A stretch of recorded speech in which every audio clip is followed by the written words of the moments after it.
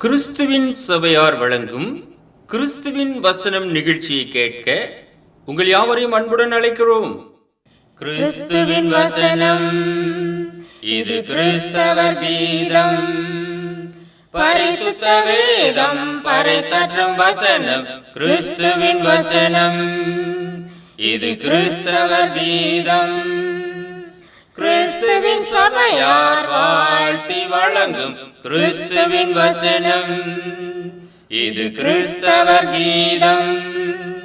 கிறிஸ்துவின் வசனம், கிறிஸ்துவின் வசனம். வேதாகம குடும்ப நேரத்திற்கு உங்களை வரவேற்கின்றோம். Welcome to the Bible family R.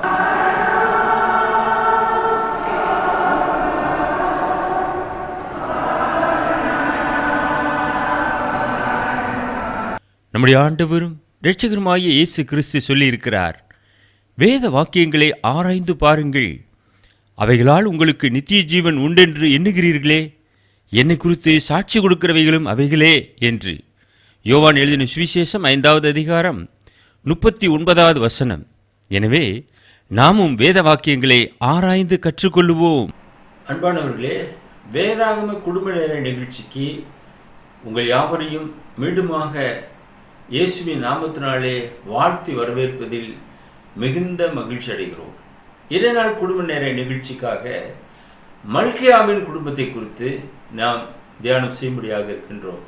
The family of Malachi, பழைய ஏற்பாட்டிலே கடைசி புஸ்தகத்தை எழுதினவர் இந்த மல்கியா. காலம் கிமு 452 மல்கியாவினுடைய காலம்.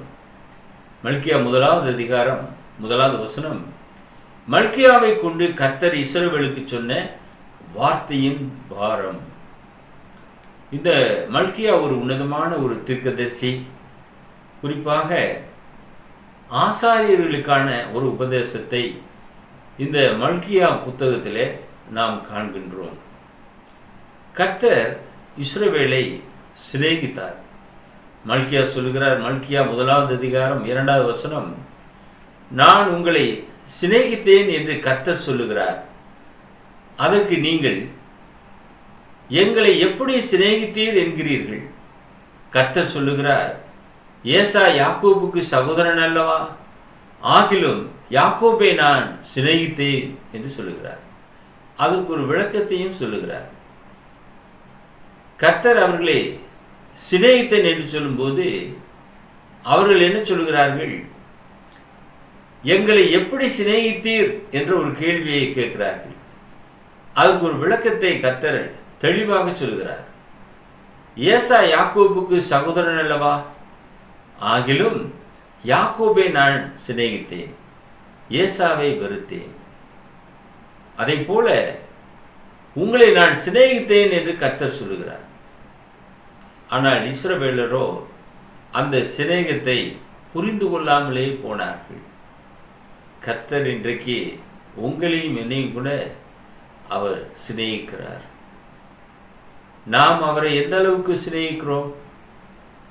ஆண்டவராய் இயேசு கிறிஸ்து சொன்னார் அல்லவா, யோவான் 15வது அதிகாரம் 15வது வசனம், இனி நான் உங்களை ஊழியக்காரர் என்று சொல்லுகிறதில்லை, ஊழியக்காரன் தன் எஜமான் செய்கிறதை அறிய மாட்டான், நான் உங்களை சிநேகிதர் என்றேன் என்று சொல்லுகிறார். I have called you friends, ஏனெனில் என் பிதாவின் இடத்தில் நான் கேள்விப்பட்ட எல்லாவற்றையும் உங்களுக்கு அறிவித்தேன். என்னெல்லாம் கேள்விப்பட்டாரோ அதையெல்லாம் நமக்கு அறிவித்து விட்டார். For all things that I have heard my Father, I have made known unto you. ஒரு நண்பன் இடத்துல சொல்வதை போல எல்லாவற்றையும் அவர் சொல்லிவிட்டார். அன்பான சகோதரனே, சகோதரியே, நம்மை கர்த்தர் சிநேகிக்கிறார். அப்போஸ்தலர்களை அவர் சிநேகித்தார். அதே போல நம்முடைய பரமபிதா யாக்கோபை சிநேகித்தார். நான் உங்களை சிநேகித்தேன் என்று கர்த்தர் சொல்லுகிறார். ஆனால் அவர்களோ எப்படி சிநேகித்தீர் என்று ஒரு கேள்வியை வைத்தார்கள். நாம் ஒருபோதும் அமிதமாக சொல்லாதிருப்போம்.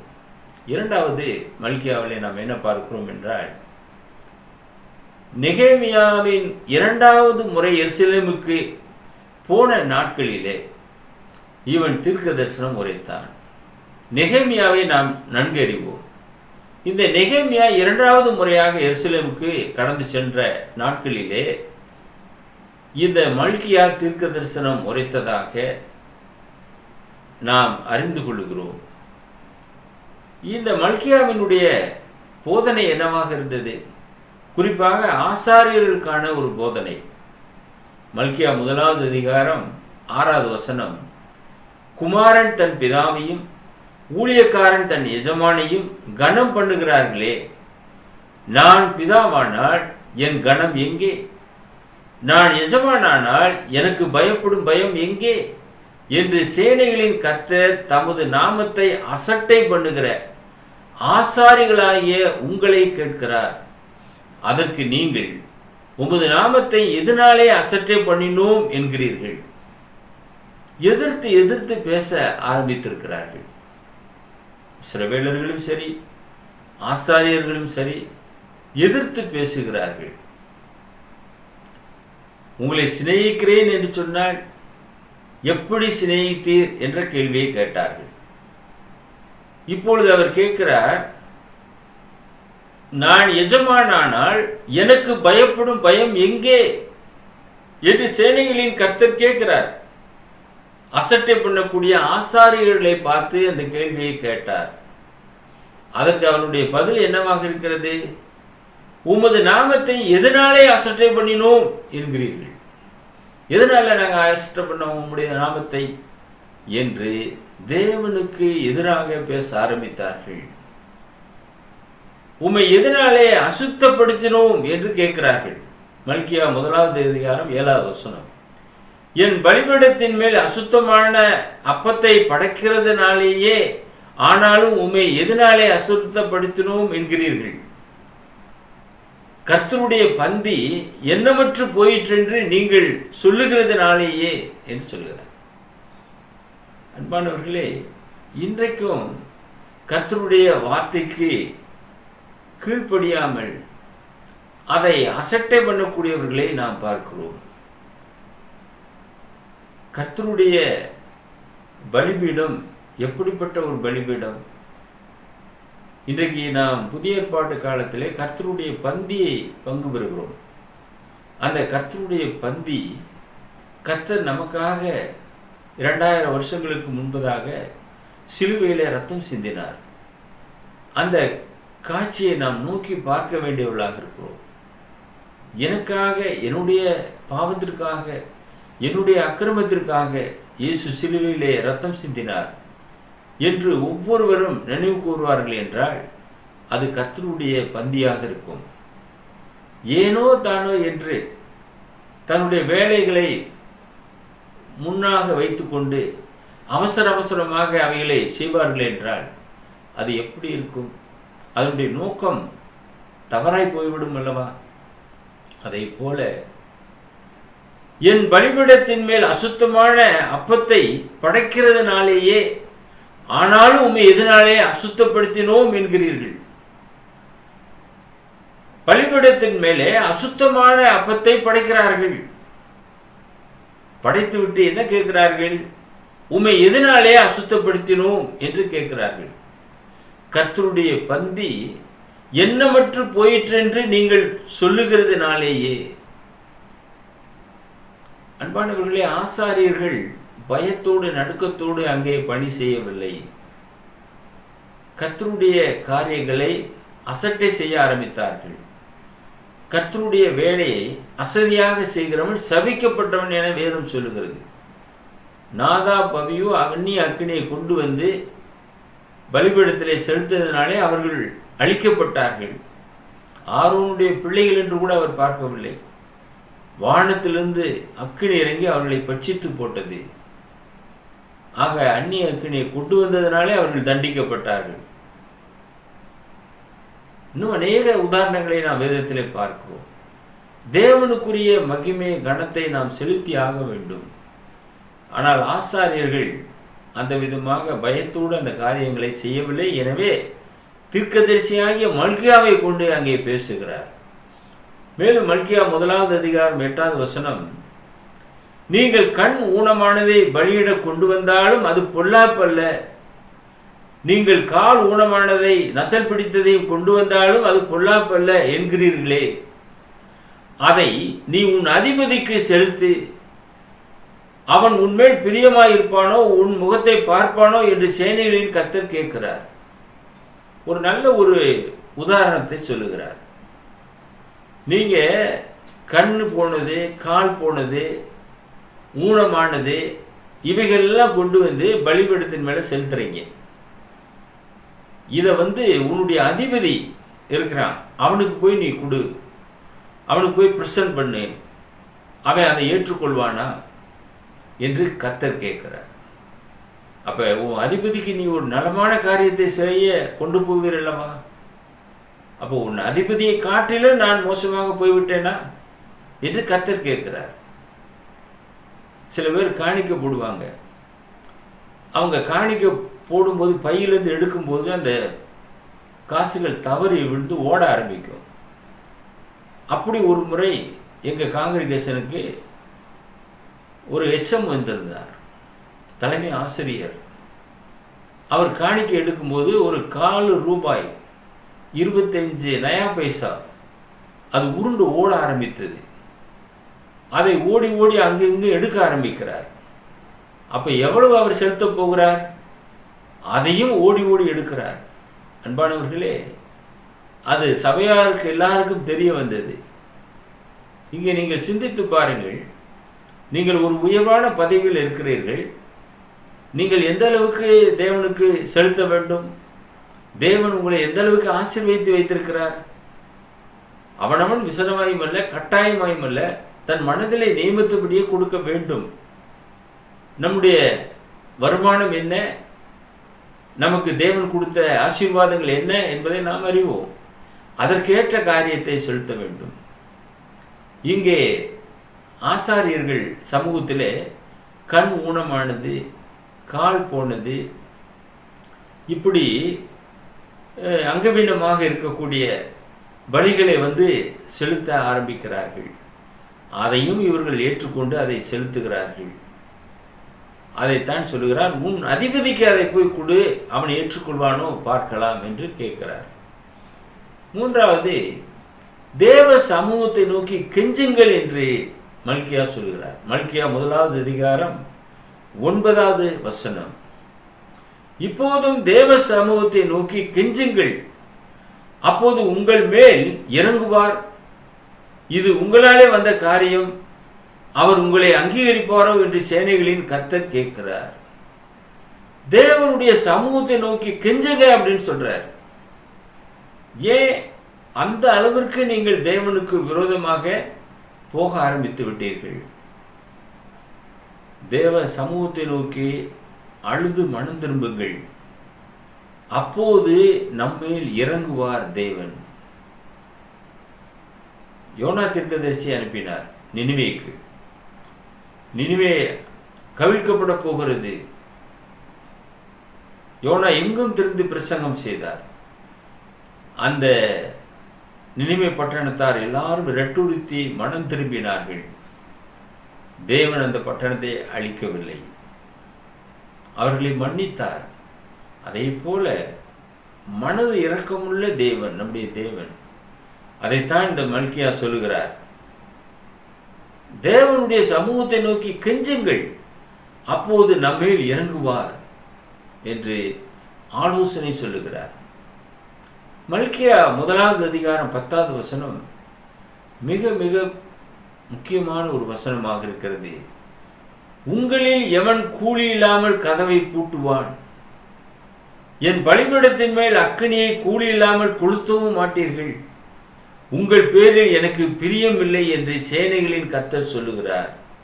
உங்கள் கைகளின் காணிக்கை எனக்கு உகந்ததல்ல. இன்றைக்கு இந்த வசனம் உங்களை, என்ன, இன்னும் மற்ற எல்லாரையும் பாதிக்கக்கூடிய ஒரு வசனமாக இருக்கிறது. நாம் கூலி வாங்கி கொண்டு வேலைகளை செய்கிறோம். சிந்தித்து பாருங்கள். ஏதாவது சம்பளம் வேண்டும்.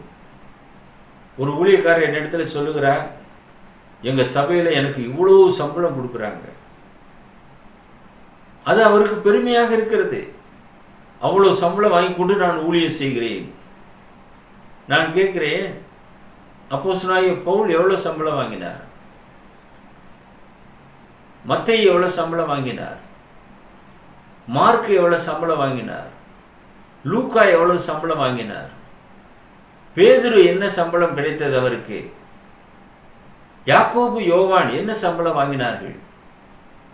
தங்களுடைய உடைமைகள் எல்லாம் விட்டு இயேசுவின் பின்னே ஊழியத்திற்காக தங்களை முழுவதுமாக அர்ப்பணம் செய்தார்கள். இயேசு எவர்களுக்குமே பணம் கொடுக்கவில்லை. இவ்வளவு மாத சம்பளம் கொடுப்பேன் என்று அவர்களை அழைக்கவும் இல்லை, அவர்களை அப்போஸ்தலராக ஆக்கவும் இல்லை. வெறும் கர்த்தருடைய வார்த்தை அவர்களுக்கு கொடுக்கப்பட்டது. அந்த வார்த்தையை நம்பி போனார்கள், அவ்வளவுதான். இங்கே சொல்லுகிறார், உங்களில் எவன் கூலி இல்லாமல் கதவை பூட்டுவான்? அப்ப கூலி வாங்கிட்டு தான் கதவை பூட்டி இருக்கீங்க. எவன் பலிபீடத்தின் மேல் அக்கினியை கூலி இல்லாமல் கொளுத்தவும் மாட்டீர்கள்.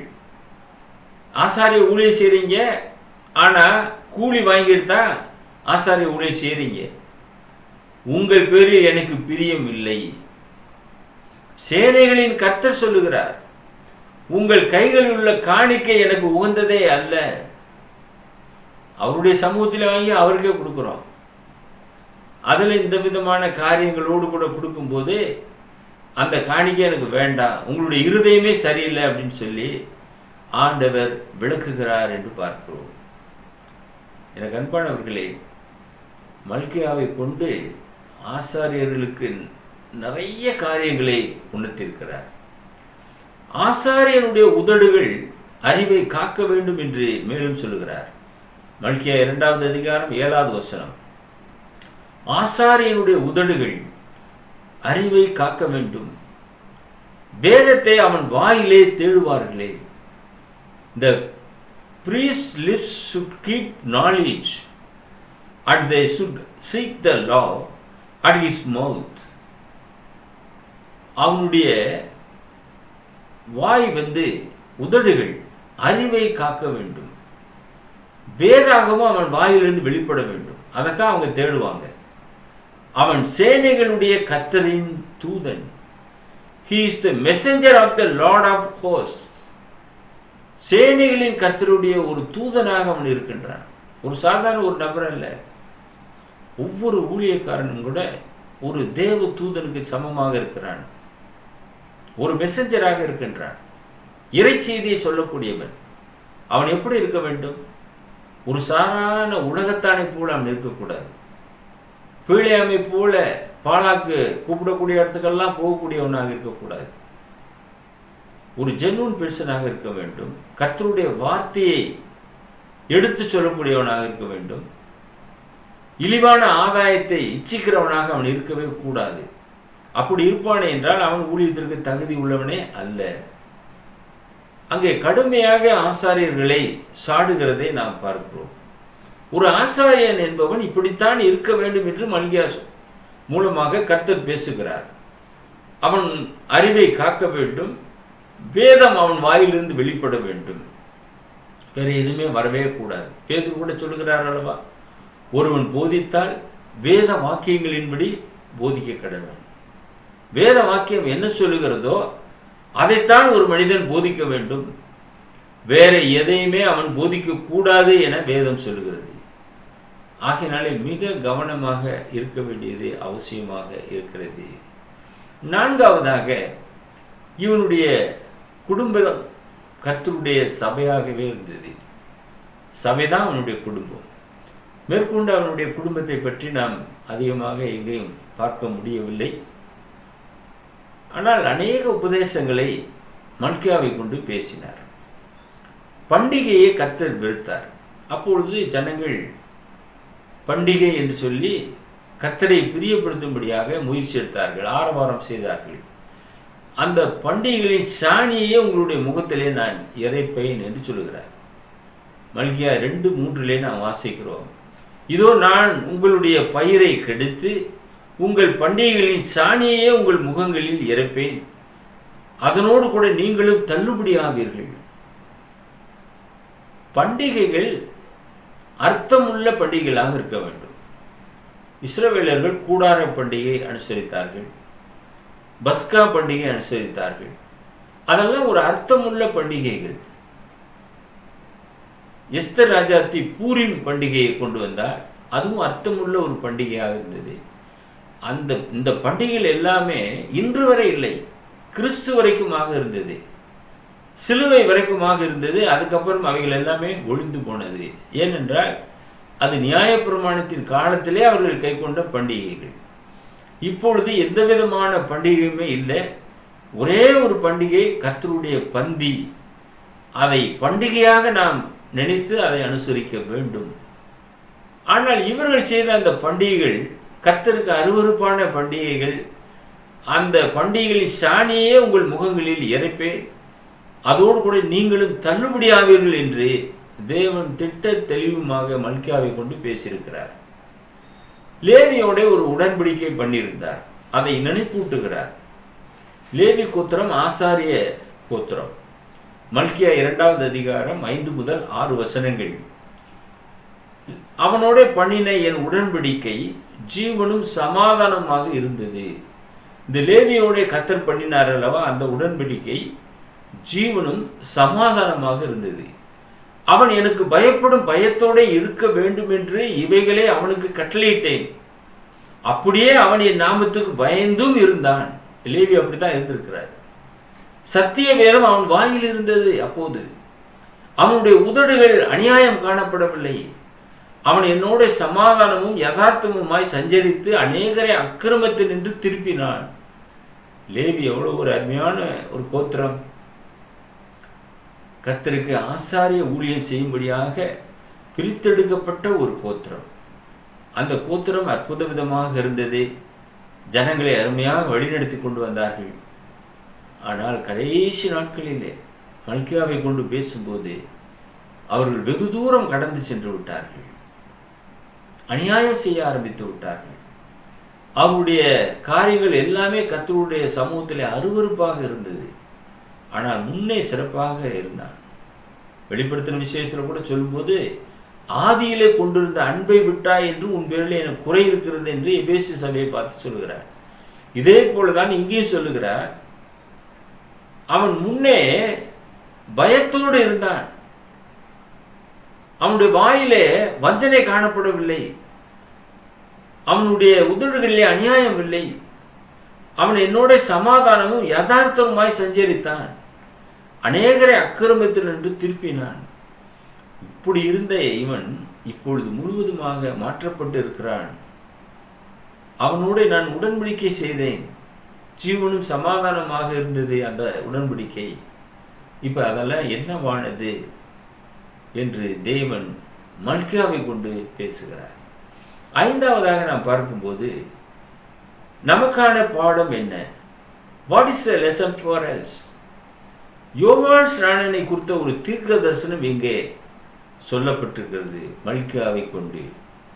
3வது அதிகாரம் 1வது வசனம். இதோ நான் என் தூதனை அனுப்புகிறேன், அவன் எனக்கு முன்பாக போய் வழியை ஆயத்தம் பண்ணுவான். அப்பொழுது நீங்கள் தேடுகிற ஆண்டவரும் நீங்கள் விரும்புகிற உடன்படிக்கையின் தூதனுமானவர் தம்முடைய ஆலயத்திற்கு தீவிரமாய் வருவார். இதோ வருகிறார் என்று சேனைகளின் கர்த்தர் சொல்லுகிறார். இதை தீர்க்க தரிசனமாக உரைத்தவர் மல்கியா. இந்த தீர்க்க தரிசனம் புதிய ஏற்பாட்டு காலத்திலே நிறைவேறினது. யோவான் ஸ்நானகன் இயேசுவுக்கு முன்னோடியாக அனுப்பப்பட்டான். வழியை ஆயத்தம் பண்ணுவான். அப்பொழுது நீங்கள் தேடுகிற ஆண்டவரும் நீங்கள் விரும்புகிற உடன்படிக்கையின் தூதனுமானவர் தம்முடைய ஆலயத்துக்கு தீவிரமாக வருவார். அந்தபடியாக இயேசு கிறிஸ்து வந்தார் என்று நாம் பார்க்கிறோம். அதே மல்கியா 4வது அதிகாரம் 5-6 வசனங்கள். இதோ கர்த்தருடைய பெரிதும் பயங்கரமான நாள் வருகிறதுக்கு முன்னே நான் உங்களிடத்திற்கு எலியா தீர்க்கதரிசியை அனுப்புகிறேன். நான் வந்து பூமியை சங்காரத்தால் அடிக்காதபடிக்கு அவன் பிதாக்களுடைய இருதயத்தை பிள்ளைகளிடத்திற்கும் பிள்ளைகளுடைய இருதயத்தை அவர்கள் பிதாக்களிடத்திற்கும் திருப்புவான். இந்த எலியா யார்? இவன்தான் எலியா. யோவான் ஸ்நானகன் இயேசு சொல்கிறார், அவன்தான் எலியா, வருகிறவனாகிய எலியா இவன்தான் என்று சொல்லுகிறார். அன்பானவர்களே, இந்த சத்தியங்களை நாம் புரிந்து கொள்கிறோம். இன்றும் அநேகர் இதை தவறாக புரிந்து கொண்டு எலியா வருவார், அதுக்கப்புறம் தான் இந்த உலகமானது அழியும் என்ற நம்பிக்கையோடெல்லாம் இருக்கிறாங்க. ஆனால் எலியா வந்தாயிற்று என்று வேதம் சொல்லுகிறது. இயேசு கிறிஸ்து புடமிடுவார் என்று மல்கியா தீர்க்கன் சொல்லுகிறார். மல்கியா 3வது அதிகாரம் 2-3 வசனங்கள். ஆனாலும் அவர் வரும் நாளை சகிப்பவன் யார்? அவர் வெளிப்படுகையில் நிற்பவன் யார்? அவர் புடமிடுகிறவனுடைய அக்கினியைப் போலவும் வண்ணாருடைய சவுக்காரத்தைப் போலவும் இருப்பார். அவர் உட்கார்ந்து வெள்ளியை புடமிட்டு சுத்திகரித்துக் கொண்டிருப்பார். அவர் லேவியின் புத்திரரை சுத்திகரித்து அவர்கள் கர்த்தருடையவர்களாய் இருக்கும்படி நீதியாய் காணிக்கைகளை செத்து பிடிக்கும். அவர்களை பொன்னைப் போலவும் வெள்ளியைப் போலவும் புடமிடுவார். இதை நம்முடைய ஆண்டவராய் இயேசு கிறிஸ்து செய்தார். அவர் புடமிடக்கூடியவராக இருந்தார். அவருடைய சத்தியம் வெளியேறு பெற்றதாக இருந்தது. சத்தியத்தை அறிவீர்கள், சத்தியம் உங்களை விடுதலையாக்கும் என்று சொன்னார். ஆண்டவராய் இயேசு கிறிஸ்துவை பற்றியதான காரியங்களை இந்த மல்கியா தீர்க்கன் மிக தெளிவாக சொல்லியிருக்கிறதை இந்த புஸ்தகத்திலே நாம் காண்கிறோம். கடைசியாக ஒரு ஞாபக புஸ்தகம் அங்கே சொல்லப்படுகிறது. ஊழியம் செய்கிறவனுக்கும் ஊழியம் செய்யாதவனுக்கும் வரக்கூடிய காரியங்கள் என்ன? மல்கியா 3வது அதிகாரம் 16-18 வசனங்கள். அப்போது கர்த்தருக்கு பயந்தவர்கள் ஒருவரோடு ஒருவர் பேசிக்கொள்வார்கள். கர்த்தர் கவனித்து கேட்பார். கர்த்தருக்கு பயந்திருக்கிறவர்களுக்காகவும் அவருடைய நாமத்தை தியானிக்கிறவர்களுக்காகவும் ஞாபக புஸ்தகம் ஒன்று அவருக்கு முன்பாக எழுதப்பட்டிருக்கிறது. A book of remembrance was written before him. அந்த ஞாபக புஸ்தகத்திலே அவர் எழுதி வைத்திருக்கிறார். என் சம்பத்தை நான் சேர்க்கும் நாளிலே அவர்கள் என்னுடையவர்களாய் இருப்பார்கள் என்று சேனைகளின் கர்த்தர் சொல்லுகிறார். ஒரு மனுஷன் தனக்கு ஊழியம் செய்கிற தன்னுடைய குமாரனை கடாட்சிக்கிறது போல நான் அவர்களை கடாட்சிப்பேன். அப்பொழுது நீங்கள் நீதிமானுக்கும் துன்மார்க்கனுக்கும் தேவனுக்கு ஊழியம் செய்கிறவனுக்கும் அவருக்கு ஊழியம் செய்யாதவனுக்கும் இருக்கிற வித்தியாசத்தை திரும்பவும் காண்பீர்கள். இது நிச்சயமாக ஒரு நாள் வெளிப்படும். அவனுடைய கிரியைகள் அவனோடு கூட கடந்து செல்லும். ஞாபக புஸ்தகங்கள் திறக்கப்படும். அந்த புஸ்தகங்களில் எழுதப்பட்டவைகளின்படியாக தீர்ப்படைந்தார்கள். வேதம் மிக தெளிவாக சொல்லுகிறது. வேதம் சத்தியமாக இருக்கிறது. ஆகையினாலே நிச்சயமாக ஊழியம் செய்கிறவர்கள் பிதாவாகிய தேவனாலே பாராட்டை பெறுவார்கள். நல்லது, உண்மை, உத்தமுள்ள ஊழியக்காரனே, நீ கொஞ்சத்திலே உண்மையாய் இருந்தாய், அநேகத்தின் மேலே உன்னை அதிகாரியாக ஏற்படுத்துவேன் என்ற வார்த்தையின்படியாக அவர்களுக்கு ஆசீர்வாதங்கள் வழங்கப்படும். ஊழியம் செய்யாதவர்களுக்கு அங்கே காரில் வைக்கப்பட்டிருக்கிறது. தொடர்ந்து நிகழ்ச்சியை பாருங்கள். உங்களுடைய மேலான கருத்துக்கள், ஆலோசனைகளை எங்களுக்கு தெரியப்படுத்துங்கள். உங்களுக்காக, உங்களுடைய குடும்பத்துக்காக நாங்கள் பாரத்தோடு ஜெபம் செய்கிறோம். எங்களை நேசித்து வழிநடத்துகிற பரலோகத்தின் பிதாவே, மல்கியாவை கொண்டு நீர் சொன்ன காரியங்களை நாங்கள் தியானம் செய்தோம். ஆசாரியனுடைய உதடுகள் அறிவை காக்க வேண்டும், அவன் வாயிலே வேதத்தை தேடுவார்கள் என்ற வார்த்தையின்படியாக ஒரு ஊழியக்காரன் எவ்விதமாக நடக்க வேண்டும். அவன் கர்த்தருடைய வார்த்தையை பிரசங்கிக்கூடியவனாக, பிதாவாகிய தேவனுக்கு ஏற்ற ஒரு ஊழியக்காரனாக இருந்து செயல்பட வேண்டும் என்ற ஒரு மேலான சத்தியங்களை இதன் வழியாக கற்றுக்கொண்டோம். அதற்காக நாங்கள் உண்மை துதிக்கிறோம், ஸ்தோத்தரிக்கிறோம். நிகழ்ச்சியை பார்த்து கொண்டிருக்கிற அருமையான நேயர்களையும் அவருடைய குடும்பங்களையும் கர்த்தர் ஆசீர்வதித்து சத்திய பாதையிலே தொடர்ந்து வழிநடத்திட வேண்டுமாய் இயேசுவின் வெளியேறு பெற்ற நாமத்தில் இந்த ஜெபத்தை தாழ்மையோடு ஏறெடுக்கிறோம் எங்கள் பரலோகத்தின் பிதாவே. ஆமீன். gmail.com. View our The Word of Christ program on YouTube channel. May God bless you all.